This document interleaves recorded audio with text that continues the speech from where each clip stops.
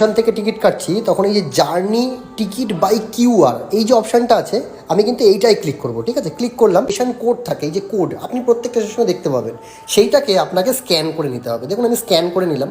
Scan করে নেওয়ার পর ওই স্টেশনের নাম প্রথমে চলে আসবে এবং টুতে আমি কোন স্টেশনে যাব সেই স্টেশনের নামটা আমি কিন্তু লিখে দেবো। যেমন আমি বিধাননগর যাচ্ছিলাম, তাই আমি বিধাননগর সেটা সেট করে দিলাম। করে দেওয়ার পরে এখানে আমি আদার পেমেন্ট যে অপশানটা আছে সেটা আমি ক্লিক করলাম, ঠিক আছে, আদার পেমেন্ট।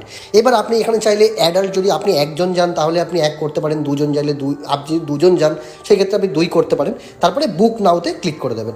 ক্লিক করার পরে উপরে দেখুন একটা অপশান আছে SBI, ওইটাতে আমি ক্লিক করলাম। ক্লিক করার পর পে নাও করে দিলাম। পে নাও করার পরে এখানে দেখুন অপশান আছে by QR, by UPI, PhonePe থ্রুতে আপনি পেমেন্ট করতে পারেন, ঠিক আছে। তা আমি ওখানে বাই অ্যাপ থ্রুতে আমি পেমেন্ট করছি, তাই আমি UPI app, PhonePe, Paytm, Google pay, আপনি কিছুর মাধ্যমে, যে কোনো কিছুর মাধ্যমে পেমেন্টটা করতে পারবেন।